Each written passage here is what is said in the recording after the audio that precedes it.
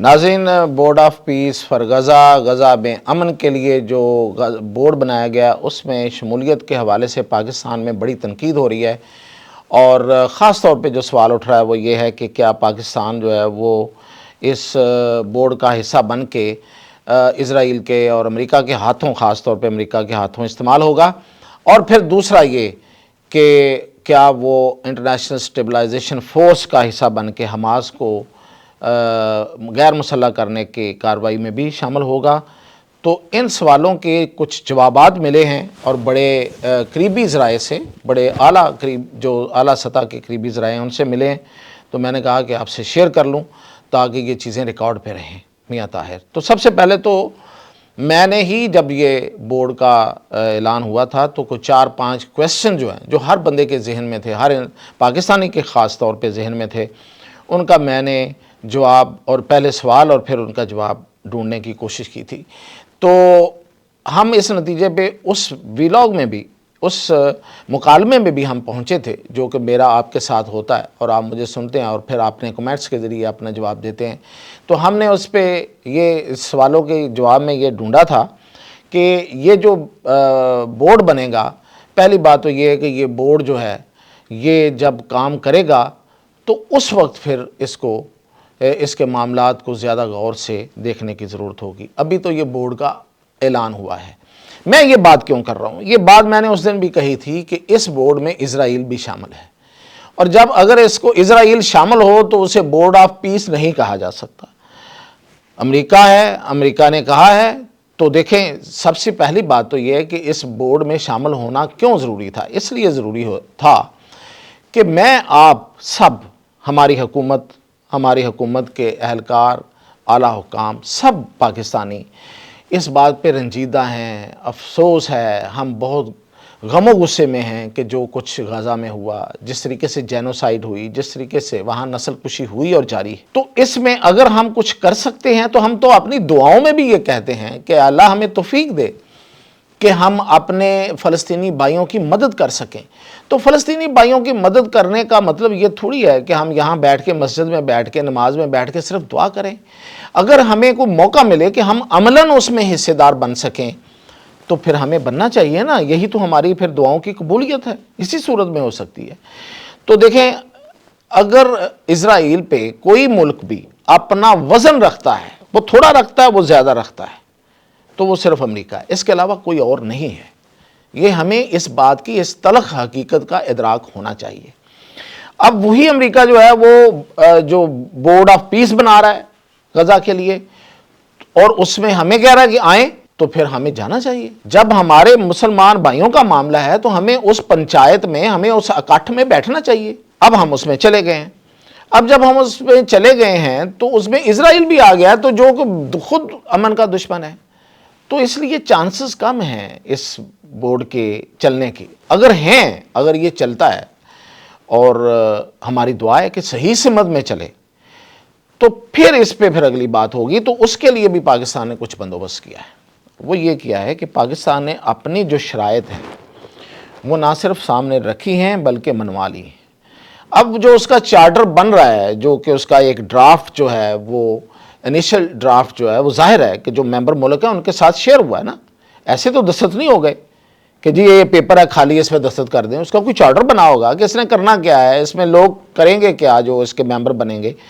تو اس میں جو آرٹیکل 2 کی ہمیں پتہ چلا ہے کہ اس کا جو آرٹیکل 2 اس کی کلاس بی ہے، اس میں ایک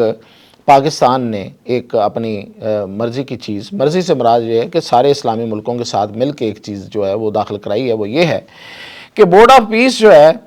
اس میں جو ممبر ممالک ہیں وہ اپنے ملکی قوانین اور معروضی حالات کے مطابق اپنی معاونت فراہم کریں گے۔ اب اس جو جملہ ہے اس کا ترجمہ کر لیتے ہیں، ترجمہ کرتے ہیں پاکستان کے حوالے سے۔ پاکستانیوں کے جذبات یہ ہیں کہ ہمیں فلسطینیوں کی کسی بھی کے خلاف کسی اقدام کا حصہ نہیں بننا۔ بڑی سادہ سی یہ بات، سادہ سے الفاظ میں یہی مطلب بنتا ہے۔ اور پاکستان کے اندر یہ ہمارے حالات یہ ہیں کہ اگر کوئی بنے گا تو پاکستانی اس کے خلاف ہو جائیں گے۔ یہ ہمارے معروضی حالات ہیں۔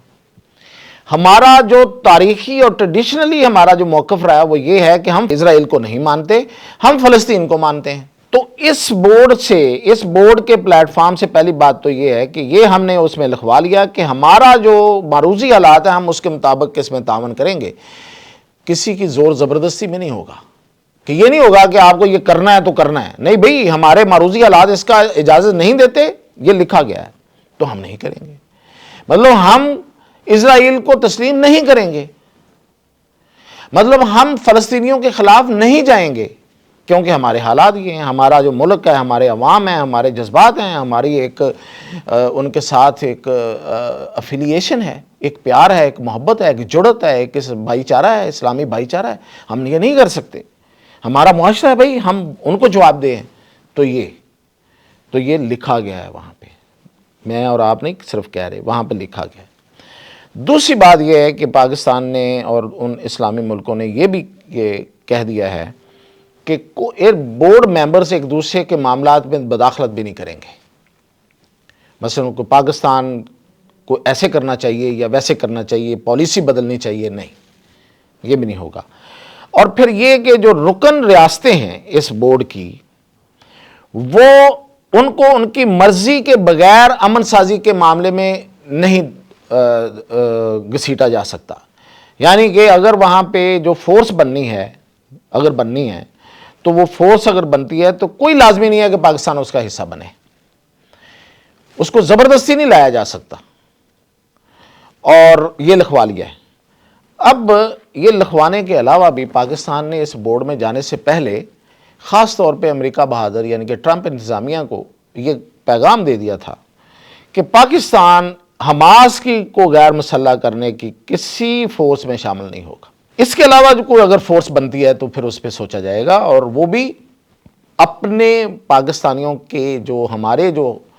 جذبات اور خیالات ہیں اس کے مطابق۔ تو اس پہ ایگریمنٹ کے بعد پاکستان اس کا ممبر بنا ہے۔ تو یہ کہنا یا سوچنا کہ پاکستان کو انہوں نے کہا کہ بن جاؤ تو بڑے شوق سے چلے گئے کہ ہمیں امریکہ نے کہا ہے تو امریکہ کا کہا تو ہم موڑ نہیں سکتے، ایک یہ کہا جا رہا ہے، اور دوسرا یہ کہ امریکہ کے کہنے پہ انہوں نے اپنے آپ کے لیے یہ بہت بڑا اعزاز سمجھا ہے۔ اعزاز ہے، لیکن امریکہ کے کہنے پہ اعزاز نہیں ہے، اعزاز ہے کہ پاکستان ان ملکوں میں شامل ہے جو چند ملک جو ہیں وہ غزہ کے امن میں اپنا کوئی حصہ ڈالنے کے لیے چل پڑے ہیں۔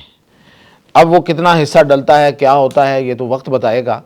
لیکن یہ ہے کہ پاکستان نے جو شرائط رکھ کے آگے گیا وہ میں نے آپ کو بتا دیا، اور سب سے بڑی شرط یہ ہے اور وہ بڑی واضح کر دی گئی ہے کہ پاکستان حماس کے خلاف استعمال نہیں ہوگا، پاکستانی فورسز حماس کے خلاف استعمال نہیں ہوں گی، اور یہ میں بہت پہلے سے آپ کو بتا رہا ہوں۔ اور اس کے لیے ٹیسٹر کے طور پہ اگر کسی فورس کو آگے کیا گیا تو وہ ترکی کی فورس ہوگی، اور وہ وہاں پہ جا کے ٹیسٹ کرے گی کہ کیا صورتحال ہے، اس کے بعد وہ بھی ہو سکتا ہے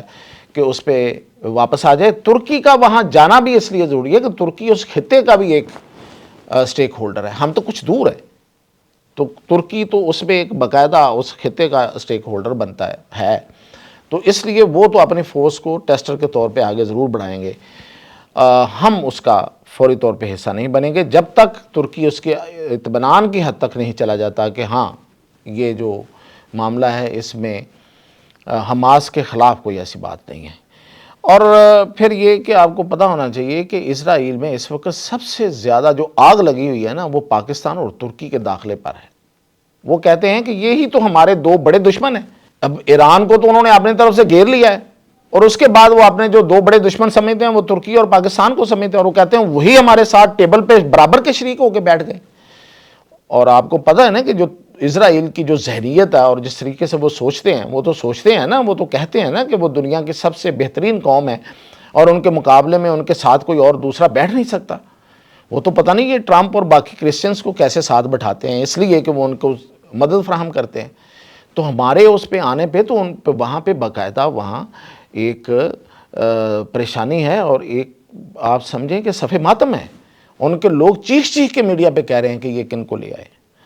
تو اس لیے یہ فکر مندی کی بات نہیں ہے، بلکہ ان کے اسرائیل کے سینے پہ مونگ دلنے والی بات ہے۔ تو یہ تھی اب تک کی جو اطلاعات ملی، میں نے کہا آپ کے گوش گزار کرتا ہوں، مزید اطلاعات کے ساتھ حاضر ہوں۔